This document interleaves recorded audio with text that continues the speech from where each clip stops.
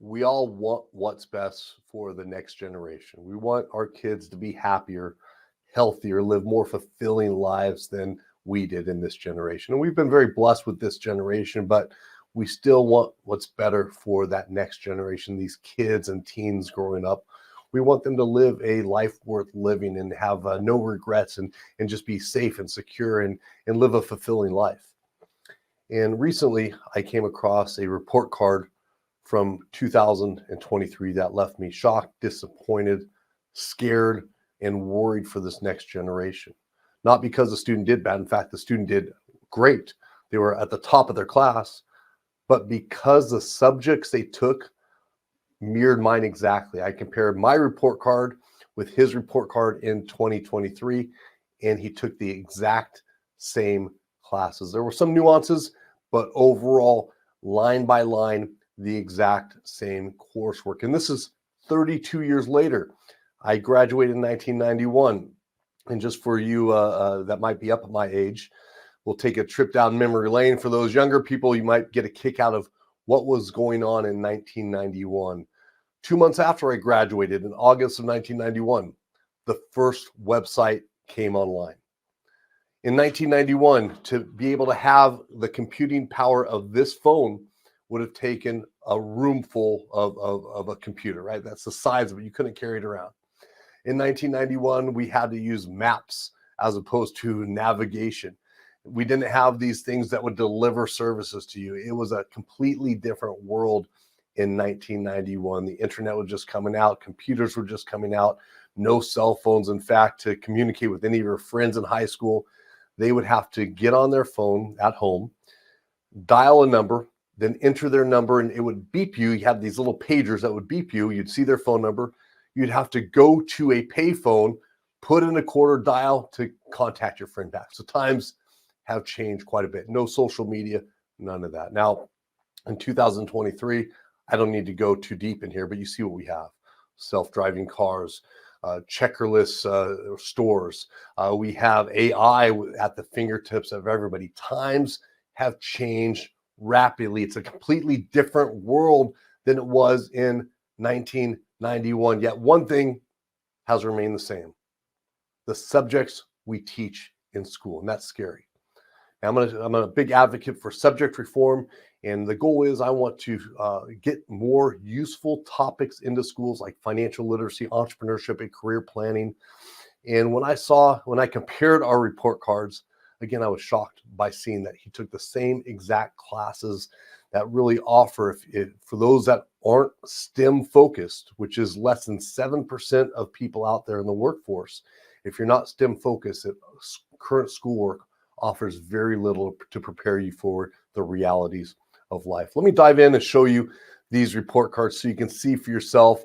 And this is my transcript from 1991. If you want your transcripts, just type in your high school and transcripts, and you can get them for free. It was kind of neat to see those old classes and so forth. This is Derek's transcripts. Now, let me try Derek Constantini. He's on our advisory board, really advises us as far as how to communicate with youth in an effective way. He's a great student, top level, 4.4 plus GPA. He went to 2 of the top school districts in the country, Irvine and also Frisco. And so a very high level student. And the reason that's important, he took some more advanced classes than I did, but you'll see here as I go subject by subject through, it nearly mirrors what I took in 1991. So let's take a look at our math coursework. Took algebra, geometry, algebra 2. I didn't finish algebra 2. By my junior year, I realized this is useless. I'm never going to use it. So me personally, my path, I realized that. I dropped out. I took consumer math instead. He was a little more advanced, algebra 1, geometry, algebra 2. He took statistics. A little different, but that was the same pathway I had the opportunities to back in 1991. So I had that opportunity. My smarter friends, as far as mathematic terms, took the statistics class. I opted to get far away from math. Let's look at science. We took pretty much the same classes: biology, chemistry. I took physical science. We took both health classes.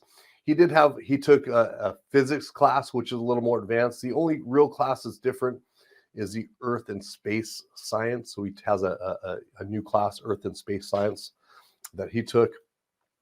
When we look at social studies, the same pretty much classes. I took a current events class as well, but we both took world geography, world history, U.S. government, social psychology. That was one of my favorite classes. I took current events, but pretty much the exact same coursework. In English, took exactly the same. English 1, 2, 3, 4. English 1 and 2 I thought were very beneficial. We learned about writing, research, composition, the communication through written language. I thought that was important in being able to understand that. But our junior and senior year, we both took American literature and British literature, which is very ivory tower education. I don't know who really needs that or has an interest in that anymore these days, but that was there.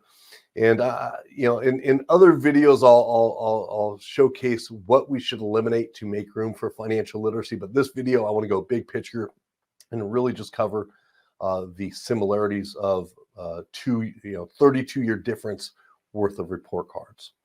We both took foreign language. I took Spanish. He took French. We both took very similar economics, art, and computer coursework. Economics, we took different fine arts, but same basic principle. In computer literacy, when I was in school, they had a few computers. Back when I was in school, computers were basically glorified word processors, right? Nowadays, he took a more advanced computer class, but we'd share. I remember sharing computers with 4 or 5 people at a time and everybody to work around to get their assignments done, which was interesting. Times have changed there, huh? PE, both took PE, 2 years there. And the only different classes he took were he did extra classes. There's 4 extra classes that he took. And I think career and technical education has done a good job keeping up with times. The other core subjects have absolutely failed keeping up with times. But career and technical education, I do see some positives. Back in my day, we had auto shop, wood shop, etc. But he did take advantage. None of these were mandated. These were extra classes he took, again, because he's a sharp guy and does well in school. But the differences between a report card in 1991 and 2003 come down to, if you exclude those extra classes he took, nothing, right? We took the exact same coursework, exact same classes, and times are completely different. Let me show you something else I found, and we have a website dedicated to this. We pulled report cards for the last 100 years, and we have it on that website. We'll put that in the show notes as well. But basically, if you look at the report cards from the 1920s, 30s, 40s, 50s, 60s, they were teaching the exact same coursework 100 years ago. Now, back in the 20s, you had homemaking and some other classes, and in the 30s we saw some report cards with some religion classes and so forth, but the core subjects, math, science, social studies, English, remained the same, and they even had foreign language early on as well. And Claudia, can I pull you?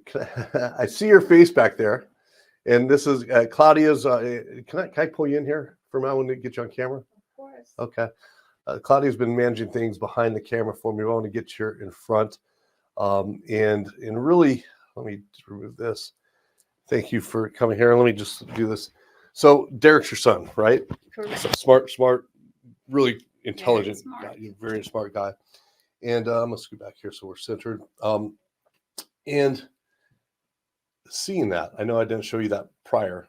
I saw your face. What was your impression when you saw that we took pretty much the same classes? I was shocked because I took the same classes as well. Oh, wow.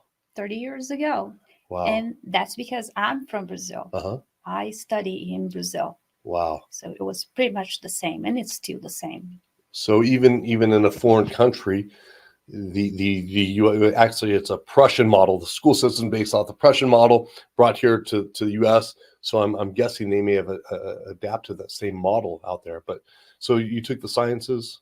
Science, Physics, geography, okay. All of that, geometry, math. Okay. I had to study history of the US. Interesting. Yeah. Really? Okay. Yes. Wow. You guys learn about British, and then Yeah. I learn about the US Okay. history, and then languages, Okay. And Portuguese, art, obviously, and then Portuguese, you learned English too. English. Yeah. Yeah.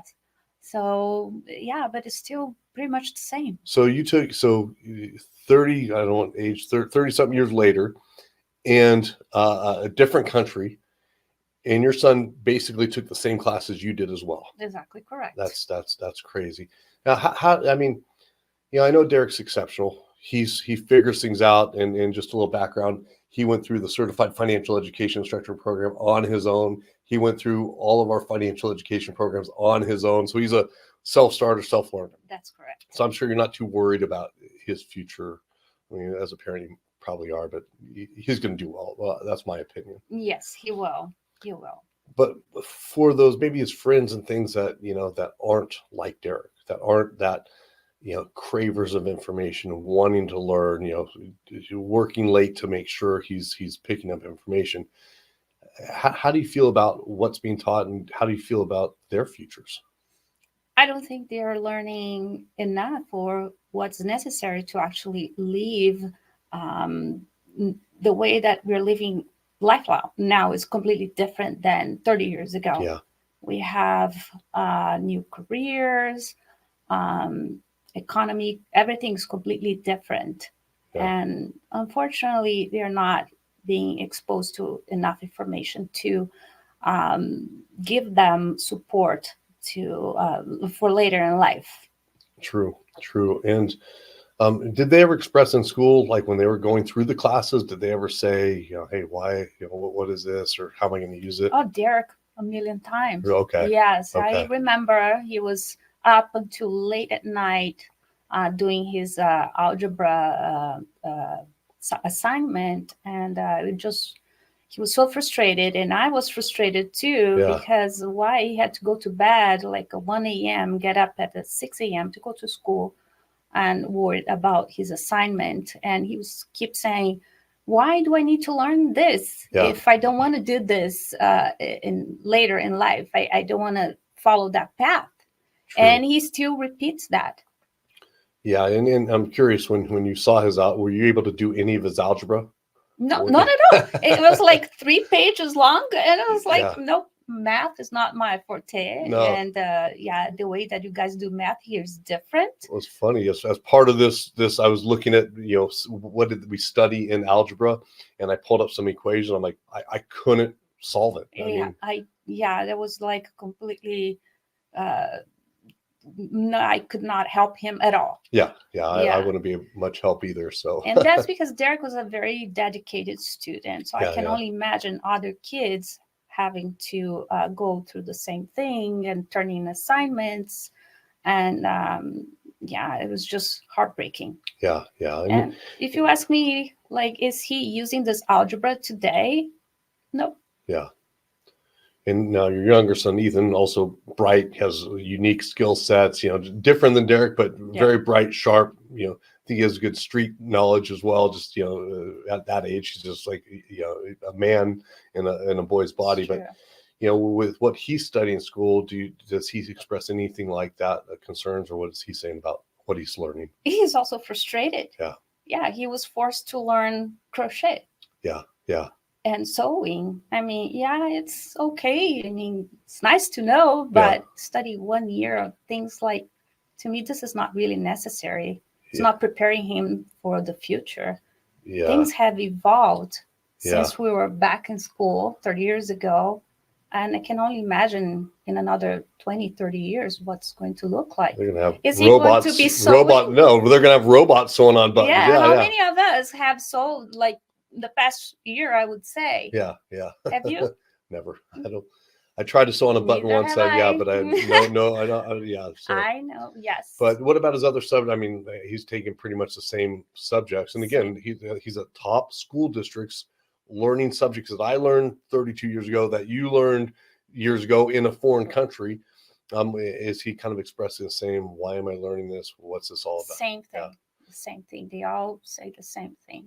And do you find it challenging, to keep him motivated to continue to go and Yes, absolutely. Yeah, he gets upset. Why do I have to study this? And then it will impact him academically. Yeah, definitely. Yeah. So I didn't mean to pull you from the behind the board, okay. but yeah, no, this is, I saw, subject. yeah, I saw your face, and I'm like, oh, she's getting upset. I could tell. But yeah, we'll schedule something in the future with Claudia here, just so when you can, when I don't pull you out from behind the board. But yeah, thank you for your comments, and I think it was a great add on there, and thank you, Claudia. Claudia Martins again is our Community Engagement Director, and she handles all the production on the back end here of the podcast. So thanks for that impromptu visit here. But circling back, I think parents are concerned, students are concerned that they don't value what's being taught because they find it useless. When I look back at my study, I've never used anything more than basic algebra. I've never needed any literature or anything like that. Never any sciences. I've never needed really anything I've learned. Foreign language. I mean, it's good to be able to talk, but I can't communicate on an effective level. I'll talk louder and use my arms to try to express myself when I go back to Spanish. But really, it hasn't stuck. And we can make room for more important topics that are going to benefit our kids in the long term that they need now. There's ample room to remove these classes. Again, most of what we're teaching is based around STEM coursework, where less than 7% of people will ever get jobs. The biggest cause of high school dropouts is due to algebra, because people are frustrated with that. There's stress and anxiety built up upon these students because they know the subject matter is more complex than what they need. And the beauty of personal finance, it's practical, it's simple, and it can be applied in the near term. Before I do want to address some of the common objections. So I've been on this crusade for subject reform here for about 6 months now. It's a newer thing for me. I just really want to make a lasting difference, and this is one of my legacy items is subject reform. And I get common complaints with teachers. And first, I want to express I love teachers. I support teachers. I'm not saying fire all these teachers, replace them with financial educators. I'm saying retrain them so they're teaching our youth something that's going to be truly beneficial in their life. So I have a great deal of respect and admiration for teachers. I thank them for their service. But the common kickbacks I get when they say, hey, the subject reform, hey, where they're expressing anger, resentment, as what I'm saying, they'll use a few things and they'll say, hey, I'll use an example of math. So math teachers will say, hey, math is teaching them critical thinking skill sets, right? That's important for every area of their life. And while that is true in some cases, teaching critical thinking skill sets, that's limited to math. What they are referring to is called far transfer of knowledge. If you take a skill set you learn in math and apply it to something like personal financial planning. So let's say you learn critical thinking in math, and now you're going to create a personal financial plan. And people say, oh, you're going to be able to use that critical thinking skill set there. That's absolutely not the case. Research after research has proven far transfer of learning does not occur. And when it does, it is very rare. So if you're learning something in one subject, like a skill, critical thinking in one subject, you likely, unless it's a very rare situation, you likely will never be able to apply it to another subject matter. So that's completely out the window as far as that complaint. In addition, I hear a lot about hey, these are critical skills for other areas of life, but the learning loss that occurs when you're teaching subjects that students don't want to learn, they don't see interest in learning, and they can't apply that in the near term is drastic. And learning loss, we see a lot of subjects or a lot of articles on this that occurs during the summer. So when they break for summer break, students' grades go down significantly, or their knowledge of certain areas go down significantly because they lose that knowledge very rapidly. And studies show that if you don't use things after a year, that learning loss is almost complete. So all the math you learned in high school, all the science you learned, all the foreign language, all those other subjects that you're not applying in a daily life, that's likely to drop off after a year unless you're applying it. And again, that points to the beauty of personal finance. We're teaching, especially in high school, we're able to teach students things that they can apply right away. If you're a senior, you need to know how to move out on your own or pay for college or open accounts. They can apply these strategies right away. There's strong reasons and motivation to learn. I've never had a class where they're like, why am I learning this, right? I've never had students go, why do I have to learn this, right? They understand money and the role in life and how it applies to them.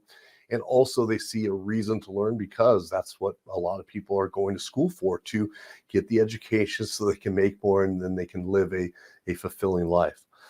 In addition, it is something that benefits 100% of students. Personal finance education benefits 100% of students versus STEM fields, which benefit about 7% of people when it comes to earning an income. So it's a subject matter that would really do well in high school. And I think just seeing the subjects that we've taught or teach in school, we can make room. We can eliminate some. We can make some electives and mandate financial literacy education, because if it's our goal to ensure this next generation lives a better life, is secure, and can live a fulfilled life, and where their needs are met and where they can work toward their dreams, we need to start teaching financial literacy, entrepreneurship, and career planning in schools, and ditch some of these outdated subjects that are no longer beneficial. Times have changed. 32 years later, we should not be teaching the same subjects. And let's all work toward this common goal of getting our youth empowered with the knowledge they need, and working with our schools and our school districts to encourage subject reform. So it's taking out some of those things that are outdated and replacing it with more relevant, needed information.